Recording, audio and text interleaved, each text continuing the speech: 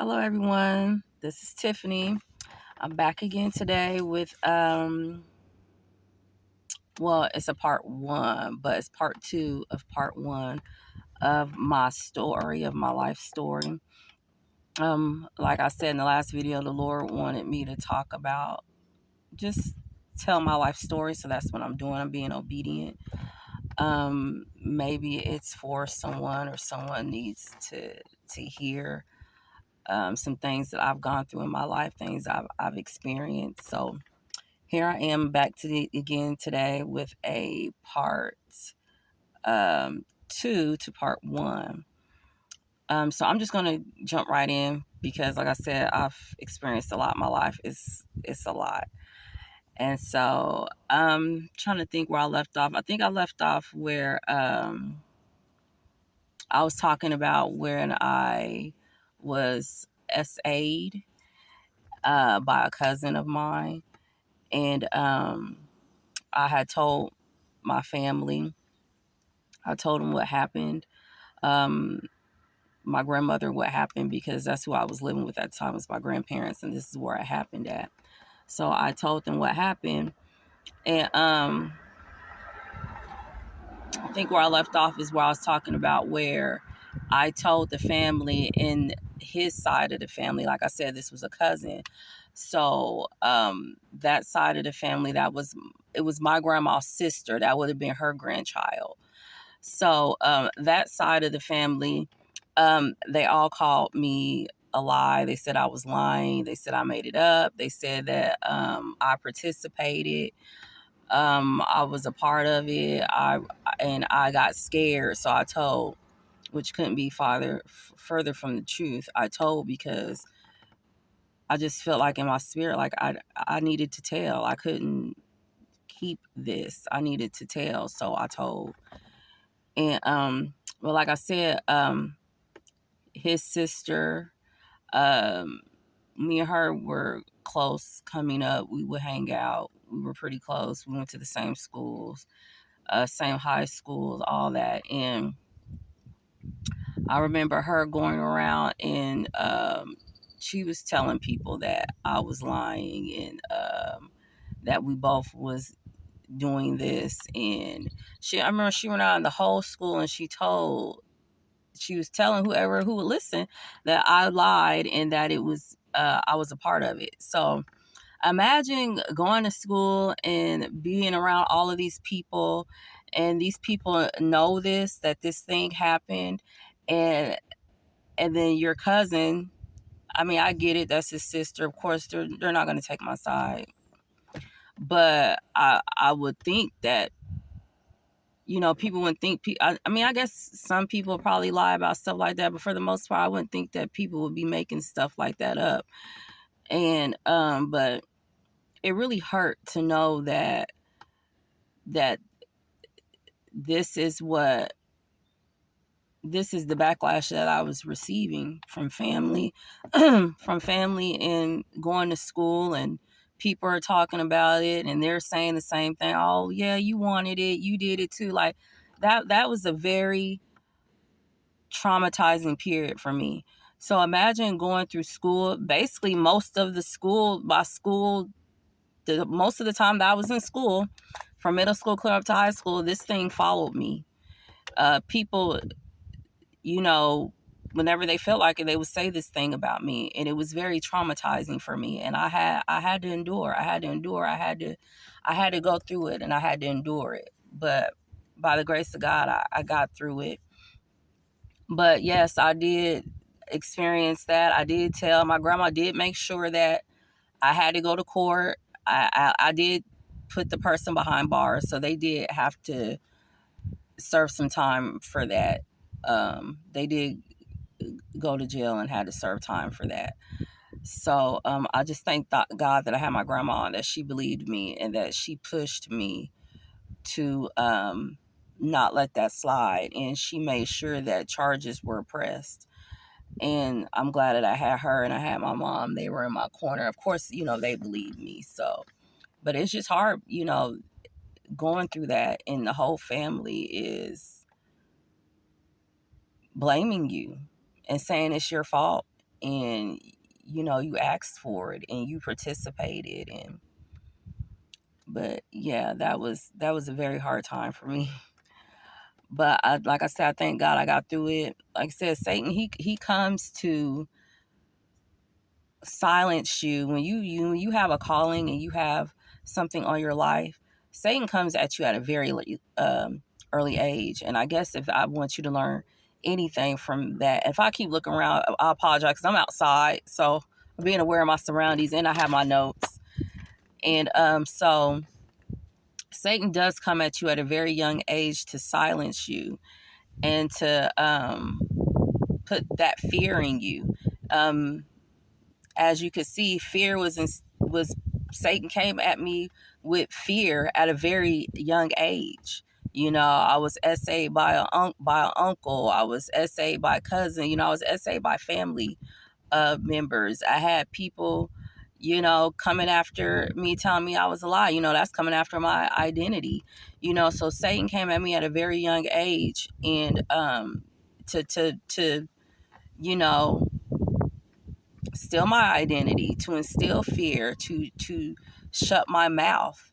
Because as I said before, I was very active in church. My grandma had me in church. I was very active in church, and at an early age, I had they could see I had a call in my life.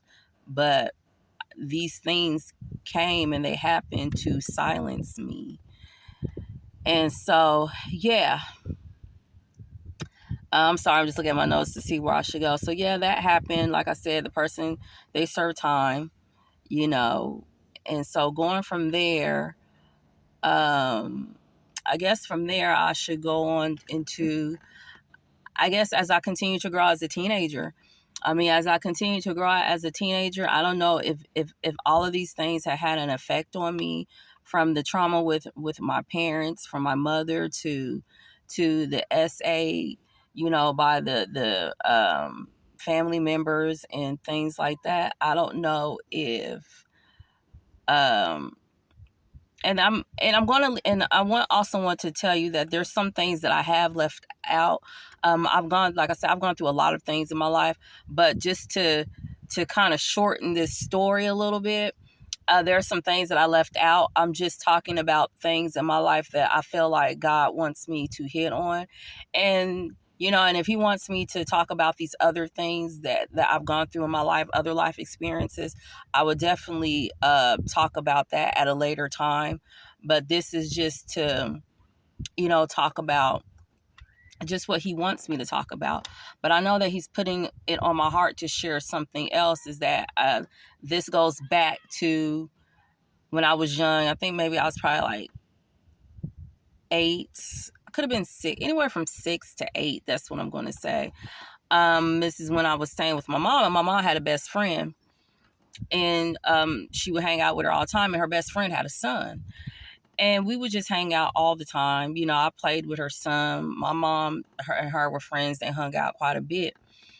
And I remember there was this one time my mom, I asked if I could spend a night at her house because, like I said, they were best friends. We knew her. They grew up. We grew up with her. We didn't, I played with her son. Her son was like my best friend. And so I went and I spent the night. She said, "Yeah, you could spend the night with her."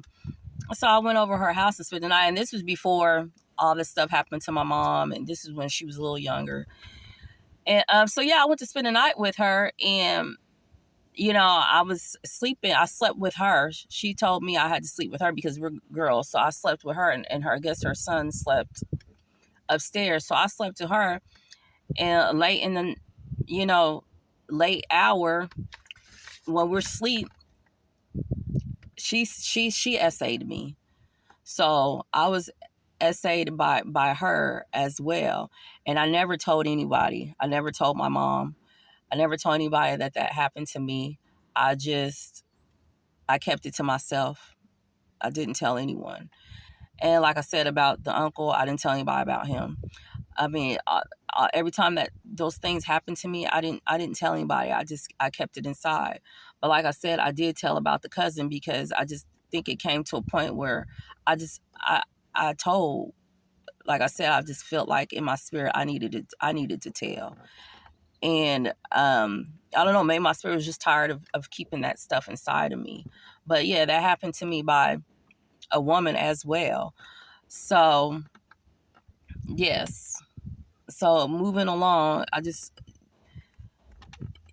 oh, it takes a lot to talk about this, so excuse me. But moving along, I'm going to jump back. I don't know why the Lord wanted me to mention that, but I did. But I don't know if anybody has gone through that and, you're feeling shameful, or you're feeling ashamed because you might have had things like that happen to you. But that's what Satan wants. He wants us to be ashamed.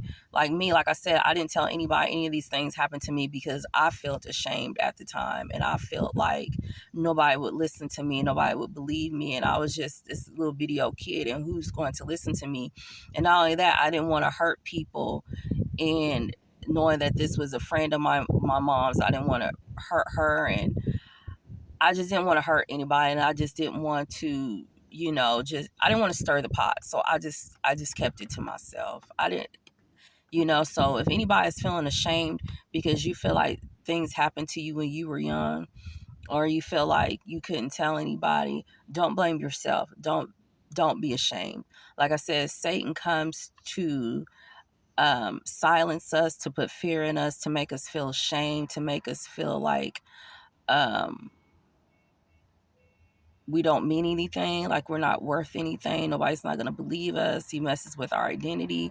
And like I said, he comes at us at a young age. So don't feel ashamed. Don't feel like you don't have a voice, because you have a voice. Don't feel like nobody's going to believe you. It doesn't matter. The Lord does. And you know what happened, and you know what you experienced. It doesn't, anybody else, it doesn't matter. You know what I'm saying? That's what Satan wants. He wants to shut our mouths. He wants to close our mouths. And he, like I said, he comes to do that at a young age. Satan comes to kill, steal, and destroy. And and we can't allow him to do that. You know what I'm saying? We can't allow him to get away with that. We have mouths, and we need to open them, and we need to use them, because you never know, your story may help somebody else. So yeah, I just wanted to say that. But moving along, back to going through my teenage years now, after all that, I don't know if me going through all that and experience all that, I don't know if that made me um be promiscuous or look for love. But I know when I got to be teenage years, probably about after that last incident that happened with my cousin, I know after that I got I was into boys, a lot.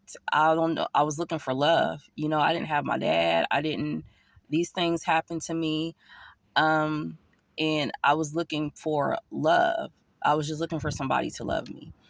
And so, in the Black community, we will call it, oh, she was just fast. She was fast, or whatnot. But I will say that I ended up being very promiscuous as a teenager. And I couldn't, like I said, I couldn't tell you why. The only thing I could tell you is that I was looking for love. I wanted somebody to love me. I wanted somebody to like me.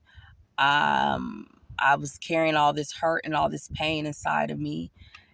Um, and like I said, I think going through those experiences when I was young, it did something. It wakes something up, and either it is going to cause you to go a few different ways.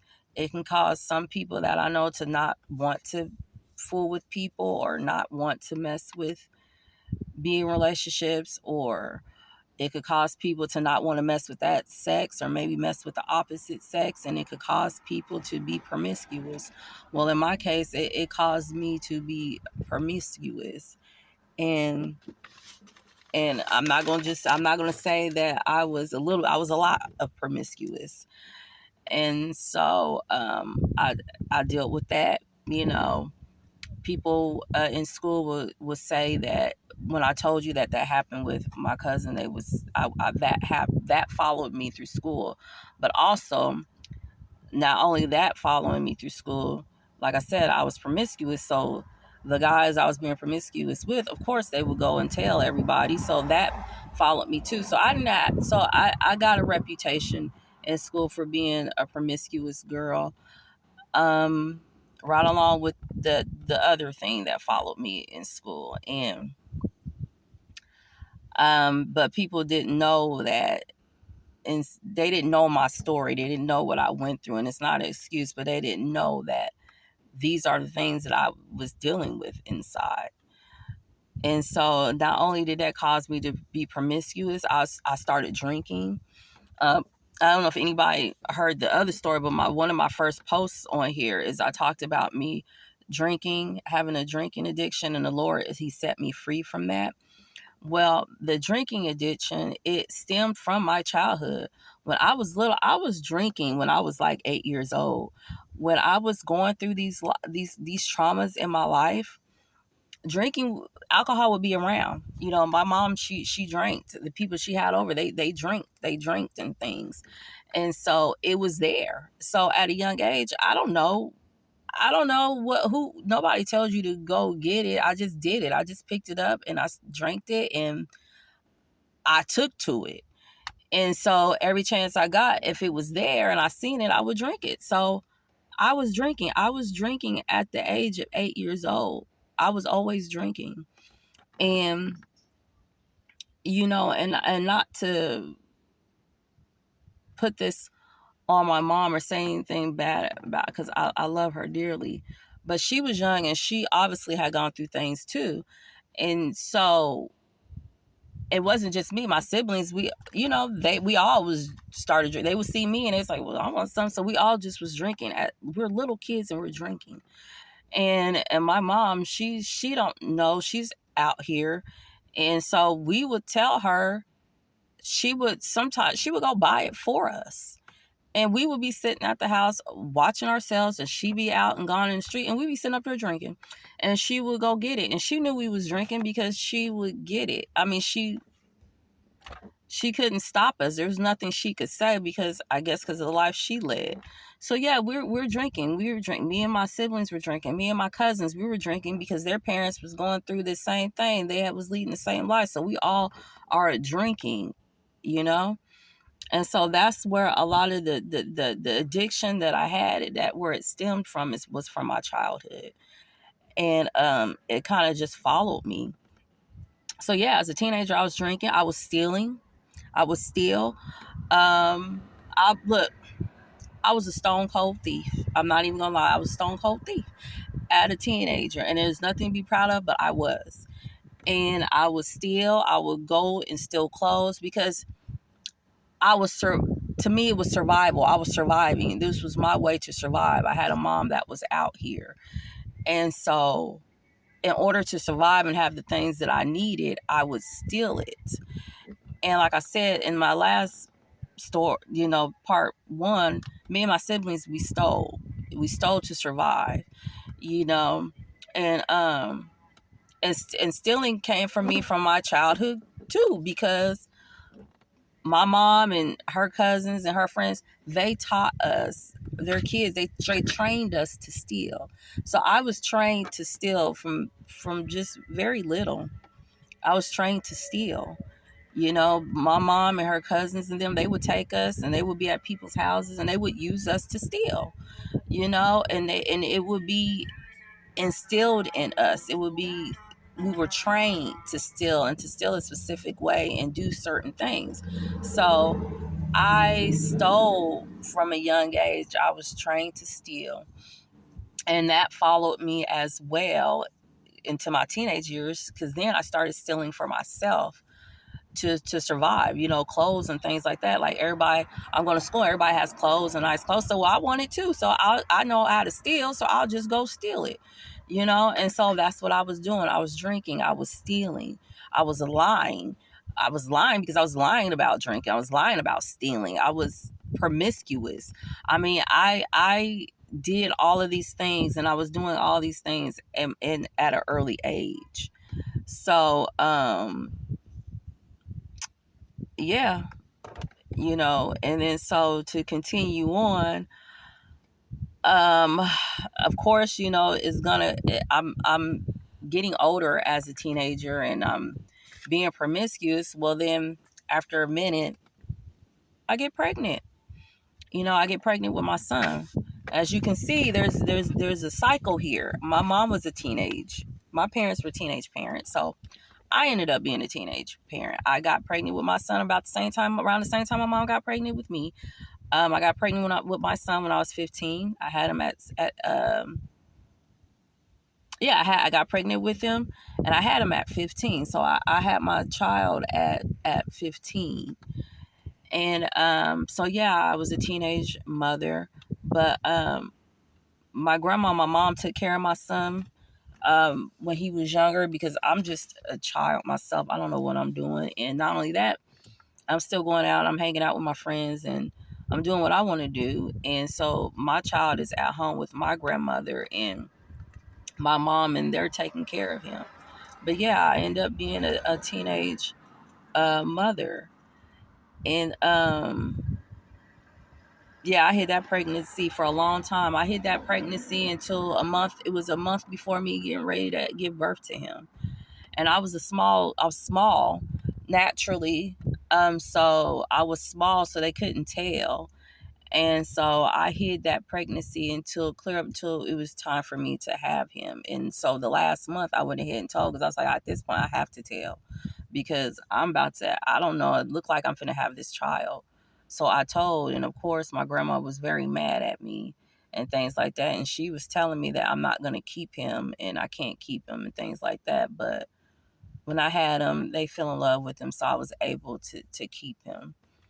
But after that, do you think that stopped me from being promiscuous? No, it did not stop me from being promiscuous. I continued to be promiscuous and have one night stands and things like that. And then after that, probably about a year or two later, I got pregnant again. But this time, the guy that I got pregnant for, he was adamant on me not having the child. And I was getting kind of far. I was probably about 4 months, getting into my fifth month of having this child. And he was very adamant that I couldn't have it. So him and his mother took me to get an abortion. So and I wanted my baby, but I felt like, that whole thing in me at that age, being quiet and being silent and not saying anything and not speaking up for myself. And I was very quiet. So I didn't say anything and I went along with it. And so, yeah, I went and got abortion, and my baby was, I think, a baby at that point. And because I had to get induced and all that stuff, I had to have the abortion. And that was a very traumatic experience for me, because I felt them pulling my baby out. And that sat with me for a very long time. That was very traumatic experience for me. And I regret it to this day that I did that. I really do. And so yeah, I regret that to this day. I wished I hadn't did that. Um and so as we're continuing on, I it comes a point in my in my teenage years where I'm like, okay, I've dropped out of school, because I dropped out of school. I did not finish school. I dropped out of school because I school wasn't for me. Like I said, you hear my story, you hear all these things that I have gone through, I was dealing with. I, School was the last thing that was on my mind. I was not thinking about school. I was not thinking about an education. I hardly went to school, So when I'm there, I'm not thinking about school. And my mind's like, look, I have other things on my mind. I live a totally different life than, sitting up here trying to worry about school. I don't have that kind of life that I could sit here and worry about school and good. Nobody's pushing me to go to school and get good grades and graduate. Like my grandma, I love her, but that she raised her kids. It was not on her mind. She didn't care if I went to school or not either. Like, and I had a son too. If she decided that I'm not keeping him to that, you need to keep him, I had to stay home from school and I had to keep my son, or I had to leave the school and go get him. You know what I'm saying? I didn't come from the type of family where school was important. School was not pushed. Okay? If you graduate, you graduate. If you know, it just was not something that was a thing, you know, in my family. And like I said, I love my grandma and she did the best that she could, but I come from the type of family where um my grandma and grandpa, they did the best they could. And you know, they were young parents. They got married when they were 18 and they had their kids and things like that. But they weren't the kind of people that, you know, education and things like that, that wasn't you know, a thing, you know, growing up. My grandpa, yeah, he worked and he provided, and they provided a life. They wanted to provide a life for their kids, and they lived in good neighborhoods. They had they went to good schools and things like that. But I don't know, somewhere along the line, I don't know what happened, to tell you the truth. Somewhere along the line, their kids, they got off track somewhere. You know, they all graduated, but I think down in the family line, I think things happened. I think there were secrets. I think things happened. I think things got covered up. And the reason I say that, because as I'm older now, I look back on things now, I recognize that, okay, there's things there that nobody talks about, and you could just tell. And so my mom ended up, you know, on drugs. My uncle was on drugs. Cousins, they're on drugs. You know, their kids, they're on drugs. And just, if you look at the family, like, okay, there's just total chaos is happening here. Everybody is on drugs or alcohol or whatever. So I come from a family where drugs, alcohol, or stealing, drugs, alcohol, all of that. I come from a family where in my city, if you tell them my family last name, they would be like, oh, ooh, you come from that family? You know how they kind of say in the Bible where they talked about Jesus being born in Bethlehem? And they said nothing good can come out of Bethlehem. Okay, that's the family I come from. In their minds, like, nothing good can come from that family. Nothing good can come from that family. They're all drug addicts and alcoholics and thieves and all of that. You know what I'm saying? So, like I said, education just wasn't a thing. It wasn't pushed. You know, teenage parents and things like that, you know, broken marriages and divorces. And most of my family is women. So, if that says anything, most of my family is women. Like, we have males in our family, but most of them they're women, you know, because the women always try to run things and control and all that. Is just, it's crazy. So that's where I come from. And so, of course, I was not thinking about school. School was the least of my concern. I'm thinking about, how am I going to take care of me and this child? How am I going to survive? He needs a daddy and I need finances, you know? So that's what I'm thinking. So there comes a point to where I'm like, okay, well, I'm getting older now. I'm 18. Well, I'm about to turn 18. I got to make a move. Like, I will be 18 pretty soon. And I got to do something for me and my child. So I decided that I was going to make the move to move to Kansas City. Okay, so um, we're coming out of the first part of my life. So we're about to be moving into the second half of my life. Like I said, I've come out of the early years, teenager. Now I'm coming into, you know, older teenager and all that. So we're coming up to this other part of my life where I decided that, okay, I'm going to go to Kansas City because I had an aunt that lived there. And I was like, okay, well, maybe I'm gonna go down here and I'm gonna live with her and see if she can help me out. You know, maybe I could find a job. And I'm gonna use Kansas City as a stepping stone and kind of move from there. Okay, when I'm talking about Kansas City, I'm talking about Kansas City, Missouri. I live in Topeka, Kansas. Okay, so I live in Topeka, Kansas. So I was talking about moving to Kansas City, Missouri. That's where she lived.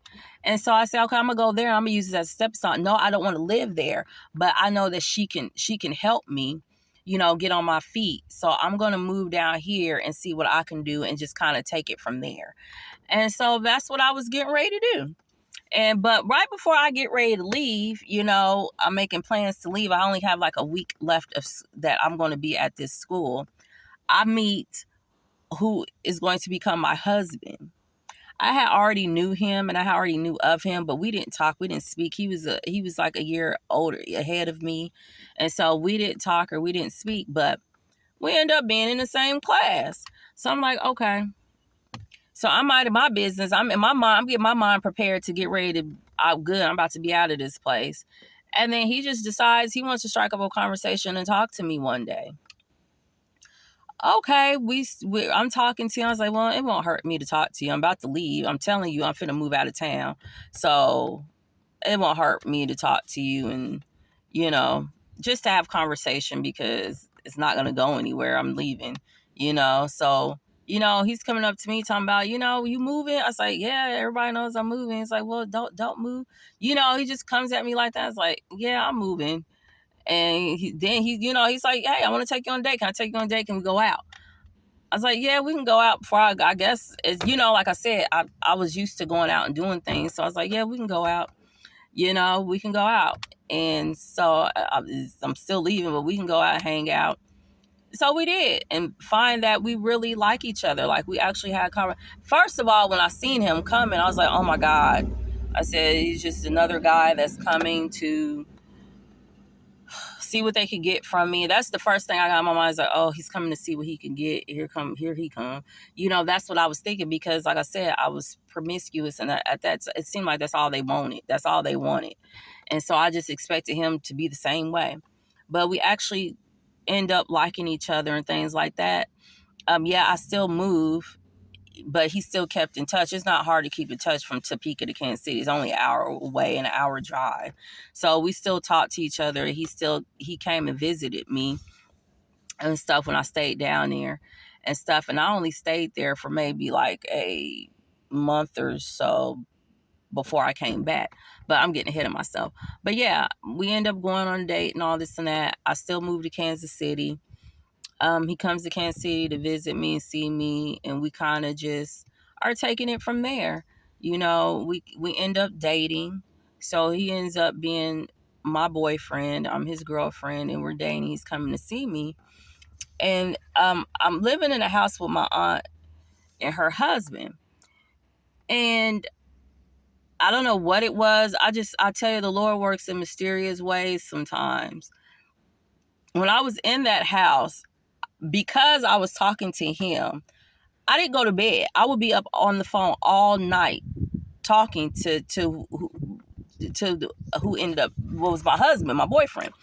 I was on the phone up all night talking to him till like 3 or 4 in the morning. Like we would just be up talking. And I would see my aunt's husband. He would come upstairs.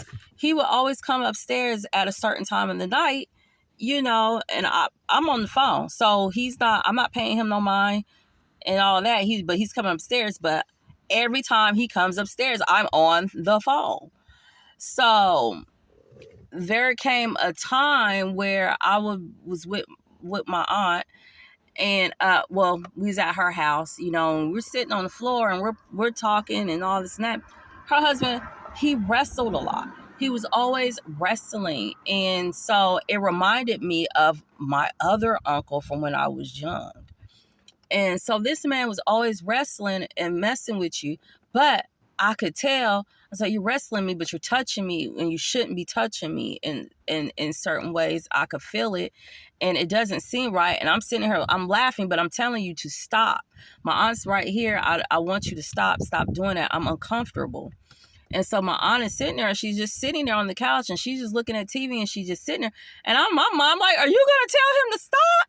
I'm like, hey, tell him to stop.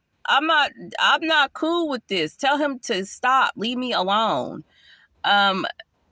This just don't seem right and it don't look right. And I said, and I'm getting that same feeling I got from these other uncles. It's just not sitting right with me. I feel like you're doing stuff. And so I'm like, would you tell him to stop? But she would just be so spaced out and zoned out. And I'm sitting here like, what is happening? What am I experiencing here? And so my boyfriend, he came down. He's like, well, I'm going to come down. I'm going to come see you today, because he had family that lived down there. So he came, he was able to come and spend the night with them and, hang out with me. So he's like, I'm going to come see you and pick you up and we're going to hang out. Well, he noticed it too. He's like, your uncle acts very, he's like, he acts weird when it comes to you. I said, what do you mean? He said, he just acts weird. He said, he acts like he's your man or something.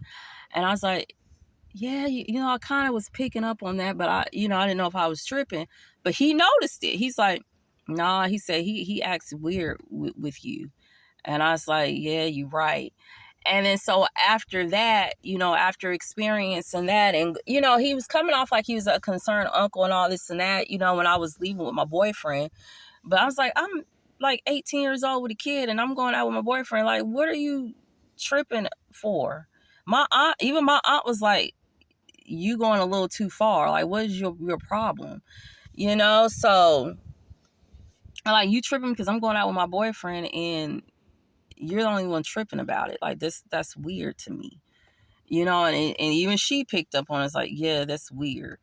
And then so after that and experience that and going through that, I finally I decided that. And not only that, there was just other things that told me that I didn't need to be down there, because I would go to school and he would tell my aunt that she didn't have no money. Like, I had another cousin that was staying down there too. And we both were staying down there, so we both was in the high school together. And they had a van that I could drive, so I would drive us both to school. But he would tell them, I would sit here and watch him. He would tell them like he didn't have no money and stuff like that. Like my aunt and my cousin, them, he would tell them he didn't have no money. But when I would get to school and stuff, he would give me money. He would take me to the quick shop and stuff and buy me stuff. I didn't never tell them, because I was like, this is not right. I'm not about to tell them nothing. I'm just in my mind, it's like, I'm about to make my move. And so he's buying me stuff, snacks and stuff. He's giving me money and he's just doing stuff. I was like, I didn't know it then, because back then, we didn't have those terms like grooming and things like that. So I couldn't put words into what I was experiencing and what I was going through. But now, as I'm older today, I recognize that I was being groomed. Like this man was grooming me. And so it's crazy because, like I said, I started talking to who was my husband at the time, and we would be on the phone all night. And I really do think he was coming upstairs to make moves on me. But I just happened to always be up every night talking to my boyfriend all night, every night. So he couldn't get anywhere and nothing could ever happen. And then so I don't know. I just, something in my spirit's like, I'm moving. I'm going back home. And I could say that, I was dating who I was dating at the time. Me and him kind of had like a little bit of a falling out, and we had broken up. But I remember something that had happened with my grandfather. And so we had to drive back down. We had to drive back down to Topeka to see what was happening with him. He was in a hospital. And then the person that, like I said, that was my boyfriend, we had broken up. He worked at the hospital. He worked in dietary. So he seen that, like, hey, what's going on? And is Tiffany there? And I want to talk to her and tell her, I said, hey. So, I use that as my excuse, like, yeah, I do like him. I miss him. I'm going to move back and see what can happen out of this. And not only that, I'm feeling weird staying down here in this house with this guy, and I don't want to be in the same house with him. So I'm going to just go back to Topeka and see what comes about this whole situation with who was my boyfriend / ex at the time, but end up being my husband, because we end up getting back together. I want to see what can come of that. So when we went down to visit, I just went ahead and told him, like, look, I want to stay. I want to stay. I want to stay down here. I don't want to move back to Kansas City. I'm going to stay down here. And I'm going to go back home. because I don't feel right staying down here. It's not comfortable. And in my mind, I feel like I just let me go before I have to. I don't want to deal. There's nothing else I want to deal with when it comes to creepy uncles and things like that. Like, just let me go. I read the signs, and the signs told me to go, and I went.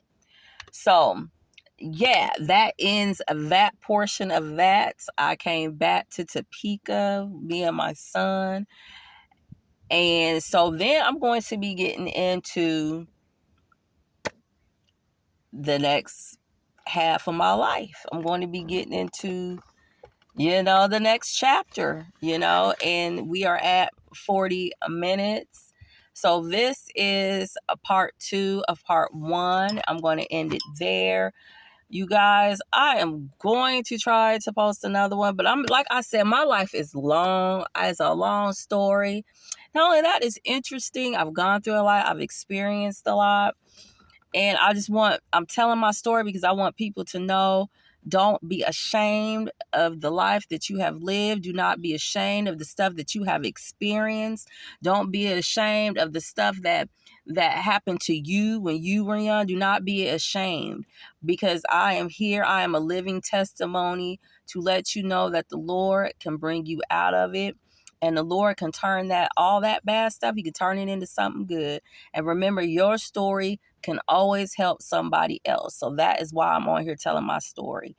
And I wouldn't be doing it for nobody else. It's the Lord, because that's who I'm being obedient to. That's my Father. He wants me to tell it. I'm going to tell it. And so, yeah. But like I said, it's long. So I am not going to sit up here and lie and say these are going to be posted back to back, because they are not going to be posted back to back. It takes a lot out of me when I'm telling these stories, and I'm telling you my life and things I experienced. It takes a lot out of me emotionally. And as I'm sitting here and I'm talking to you and I'm telling you my story, I'm healing as well. It's a part of me healing. I've not talked about this stuff, and some of this stuff I've never told anybody. Some of you people are some of the first people to even hear some of these things.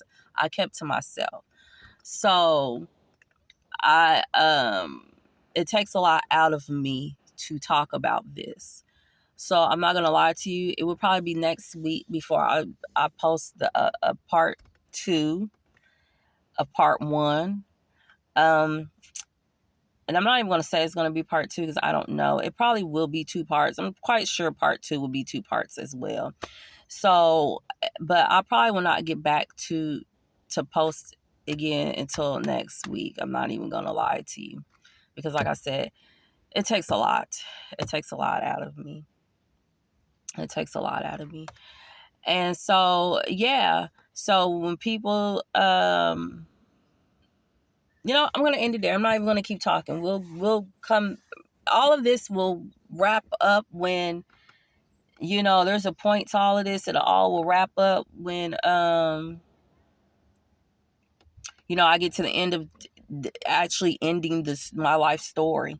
So, yeah. I thank you for the ones that are listening. Like I said, this story, the people that are supposed to hear my story will be the ones that are supposed to hear it. Okay. We all know that the Lord, He has people that are for different people. And so the people who hear my videos, who see my videos, the people who hear my story, those are the people that are supposed to see them. Those are the people that are supposed to hear it. Okay? So I just want you to know that you are not alone. Okay? And so I'm going to get off of here. I'm going to end it. Enjoy the rest of your weekend.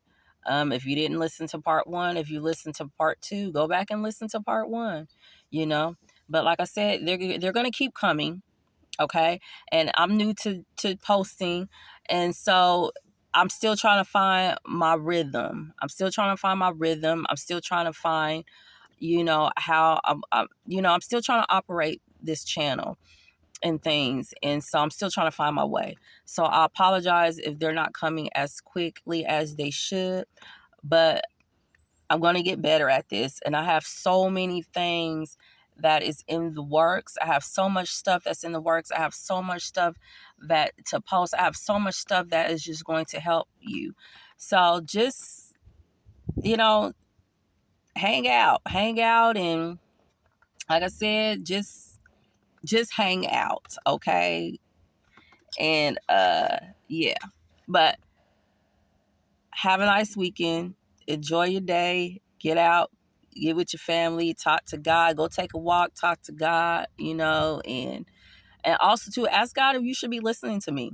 I know everybody says that you need to ask the Lord if you need to be listening to certain people, but you do. You need to test the spirit. You definitely need to be testing the spirit, and you definitely need to be asking to the Lord if you should be listening to me.